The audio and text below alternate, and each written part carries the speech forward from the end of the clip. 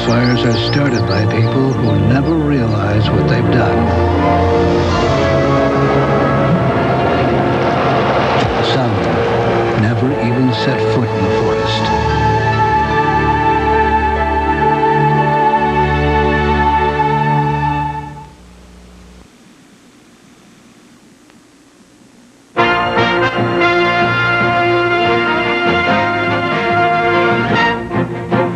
CNN Headline News, I'm Bob Losure. With the residents of Vukovar facing virtual starvation, the Yugoslav Republic of Croatia is now offering to surrender the city. The Croatian government said today it would give up the besieged town if the federal army promised to protect Croats there from Serbian reprisals. Some 14,000 residents have lived underground for the past few weeks, and they're without food, water, and electricity. David Rose has details. Federal Army tanks continued to pound Vukovar today as the Croatian government admitted they could no longer defend the town against the Federal Army's massive superiority. Only 2 enclaves of Croatian defenders are now left, and one is completely surrounded as the Federal forces have fought their way closer to the town center. Federal commanders are in touch by radio, but the Croatians will only surrender to the army, not to Serbian irregulars, because they're frightened they'll be massacred. Federal soldiers have had to fight for each home. In every room, they suspect there's a Croatian defender, and once in, they're nervous about counterattacks. But their advance recently has been irresistible. UN Special Envoy Cyrus Vance flew into Belgrade today to examine the possibility of introducing a peacekeeping force between Serbs and Croats. The fighting and killing must stop, and that therefore we want to do everything we can to examine to see the feasibility of helping that by introducing, if possible, a peacekeeping operation. Mr. Vance will want a lot of guarantees from the warring parties before UN forces are sent. David Rose, ITN, Yugoslavia. A thirst for independence is also tearing apart the South Ossetian region of Soviet Georgia. Fighting intensified this weekend in the Caucasus Mountains, and ethnic leaders appealed to the Soviet and Russian governments to help bring peace. The Soviet news agency TASS reports heavy shelling rocked towns in southern Ossetia.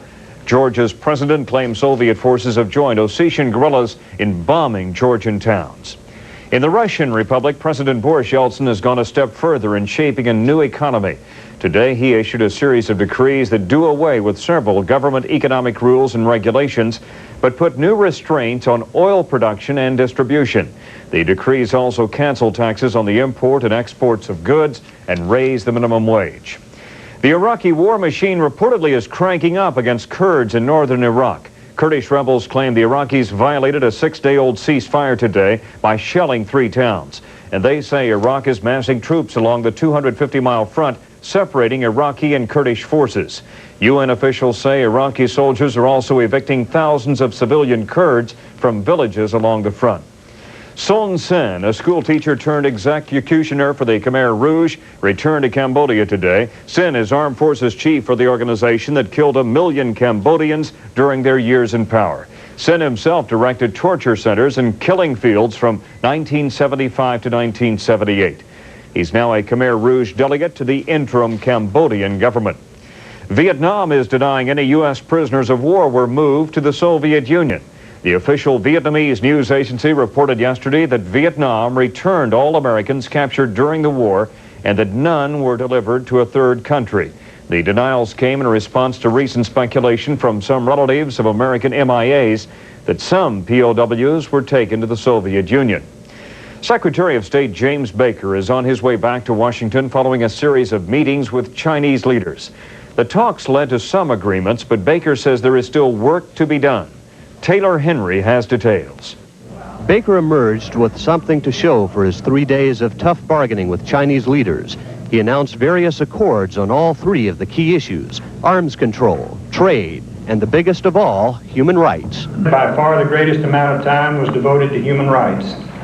I made clear that progress in human rights is essential to progress in the overall relationship. Baker said China's government agreed to allow exit visas for anyone wanting to leave the country and not charged with a crime. He said China's leaders provided the U.S. delegation an accounting of 800 dissidents whose whereabouts have been in question ever since the bloody crackdown on pro-democracy demonstrators at Tiananmen Square. We received a response by individual name as to which of these persons have been convicted, which are still under investigation, which have been released, and which cannot be identified. We have not received any such response heretofore.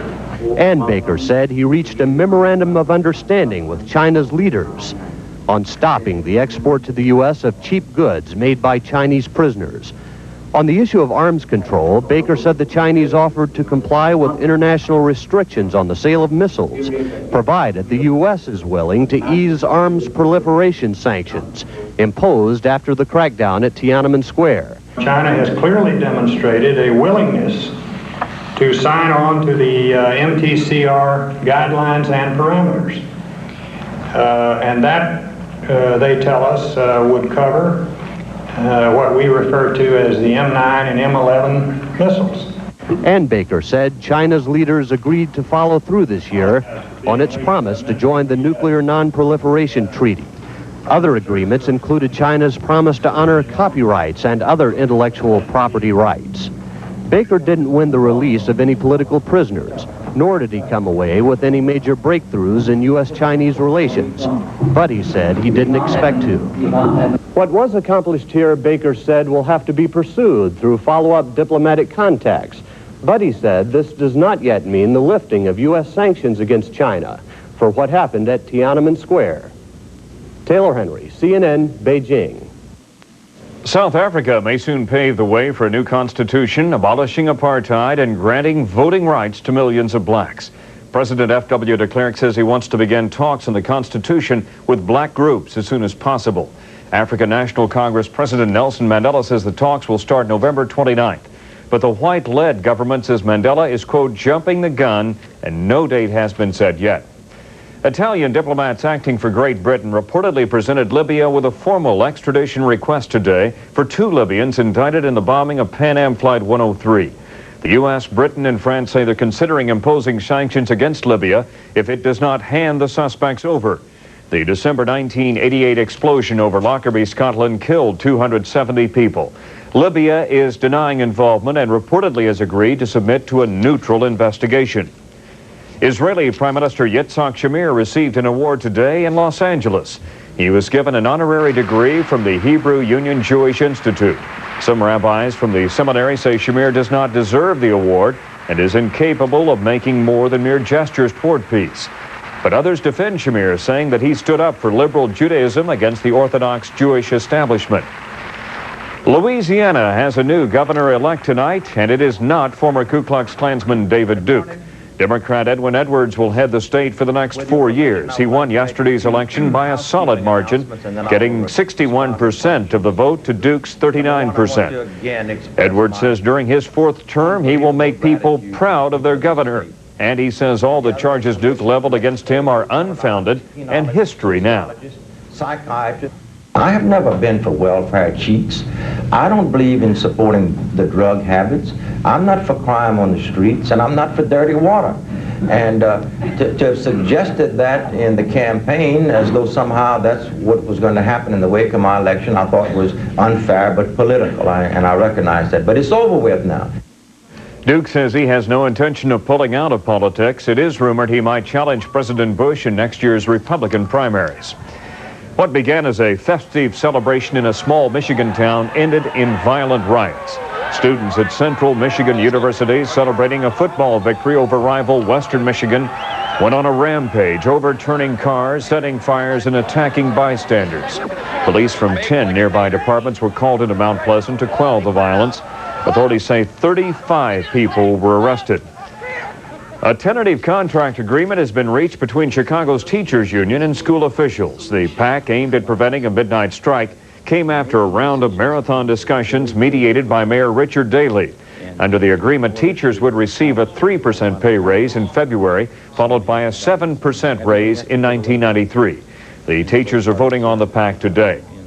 The countdown is underway for Tuesday evening's launch of the Space Shuttle Atlantis. Forecasters are predicting a 50-50 chance of favorable weather conditions. During the 10-day flight, the shuttle's 6 astronauts will release a missile warning satellite into orbit, and they'll also conduct several radiation and medical tests. A Washington-based private organization released its latest findings on aging today. 66% of the 1,000 people questioned want to live to see their 100th birthday. 75% said they worry about losing their independence. And nearly 80% expressed more fear about ending up in a nursing home than dying quickly from a sudden disease.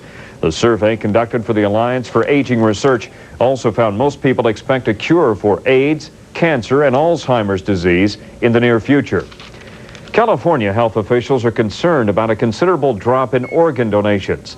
Transplant experts blame part of the problem on safer driving habits. Linda Joyce explains. This kidney transplant surgery will save a life, but surgeons and organ recipients worry there aren't enough donors to keep up with the demand. As a result, more patients will die waiting for a transplant. While donations remain steady in most areas, in Northern California, organ donations are dropping. Starting in January of this year, we saw a very large decrease in donation in this area, and actually we've been down by 17% this past year. Transplant experts say the drop is at least in part to safer driving habits. Mandatory seatbelt laws and tougher drunk driving rules account for fewer accidents and deaths. Ironically, the more lives saved on the road means fewer organs for patients who need them. And a new state motorcycle helmet law taking effect in January means donor banks expect even fewer organ donations. A lot of the young males that ride motorcycles do so without helmets, and it is possible that we will see a decrease in donation again. Another concern, diseases such as AIDS and hepatitis are cutting down the number of available donors. Bill Long needs a new heart. He suffered a heart attack 1 year ago and is now 16th on a list of non-emergency patients waiting for heart transplants. He says his life is on hold. The quality of life now is pretty bad. I mean, just the ability to go any place or do anything. It'll remain that way or get worse as time goes on. And so if I don't get a heart, I don't live. As the waiting lists grow and the waiting period becomes longer and longer, that we're going to have a greater waiting list mortality, a greater number of patients dying while on the waiting list. The Surgeon General wants to get more people to consider donating organs. The government knows it must overcome religious objections by some individuals and superstitions by others. So the focus of the campaign will be that transplants save lives. Linda Joyce for CNN, San Francisco. Up next in our Dollars and Cents report, railroad stocks are heading in the right direction. And later, a controversial director reveals the naked truth about his interpretation of Shakespeare.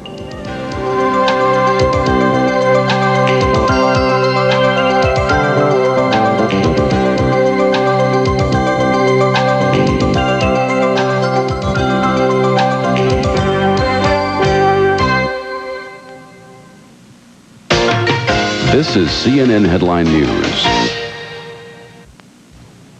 You never know when you'll need to investigate rental car rates. When